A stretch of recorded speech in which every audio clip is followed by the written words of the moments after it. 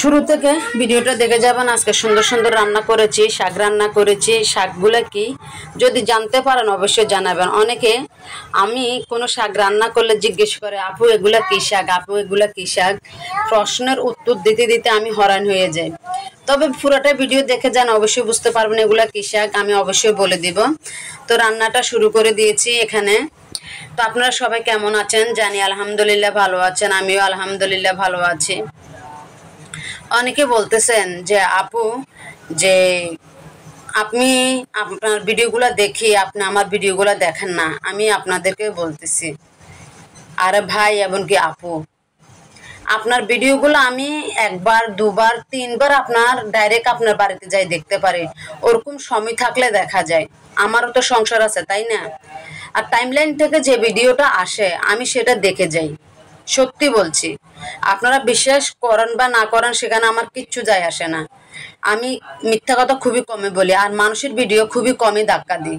কারণ আমি জানি আমি যেহেতু ভিডিও ছাড়তেছি, আমি কেন অন্যদের ভিডিও ধাক্কা দেব। সেজন্য আমি সবসময় চেষ্টা করি আপনাদের ভিডিওগুলো দেখার জন্য। আমি আপনাদের ভিডিওগুলো দেখব, আপনারা আমার ভিডিওগুলো দেখবেন। এটাই তো ফেসবুকের সিস্টেম তাই না। তো এখানে ধাক্কা ধাক্কির কোনো সিস্টেম নেই, আমি জানি।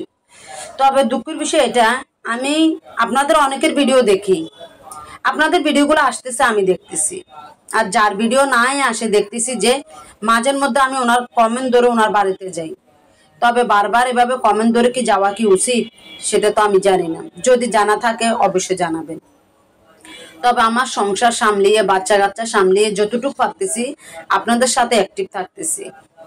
আলহামদুলিল্লাহ দোয়া করবেন যেন কারণ আপনাদের যেমন শ্বশুর শাশুড়ি সন্তান নিয়ে সংসার, আমারও তো সেরকম একটা সংসার তাই না, এটা একটু বুঝতে হবে। তো এখানে আজকে আবার ইলিশ মাছ নিয়ে আসছি। ইলিশ মাছ বাইরে তেমন একটা বড় না, বলবেন যে আপু ইলিশ মাছ যাই হয়েছে আলহামদুলিল্লাহ। তবে এই ছোট ইলিশ মাছটা হলে কি হবে, এটার গ্রানটা কিন্তু অসাধারণ ছিল। কচুর সরাটা, আপনারা অনেকে বলেন কচুর সরা, অনেকে বলেন কচুর মুখী, আমি বলি কচুর সরা। তবে আমি কচুর সরা রান্না করেছি এভাবে করে, অনেক স্বাদ হয়েছে। যদি আপনারা না খান অবশ্যই খেয়ে দেখবেন। তবে আমি যে ওই যে বললাম, কচুর সরাতে আগে একটু লবণ মেখে রেখে দিবেন, তাহলে কচুর সরার লোট অনায়াসে চলে যাবে। এগুলো খুব মজা করে খেতে পারবেন। অনেকে লোট পছন্দ করে না, আমিও পছন্দ করি না, তার জন্য আমি লবণ দিয়ে মেখে রেখে দিই। মেখে রেখে দিলে লোটগুলো অনায়াসে চলে যায়, তখন জলগুলা খেতে অসাধারণ স্বাদ লাগে। কচুর সরাতে একটু থেকে যায়, তবে জলগুলা অনেক মজা হয়। তবে কালারটা যেমন হয়েছিল খেতেও তেমন হয়েছিল। আমি তবে অনেক কথা বলছি, অনেক মনে কষ্ট নেবেন না, মাফ করে দিবেন। সবাই ক্ষমার দৃষ্টিতে দেখবেন। আল্লাহ হাফেজ।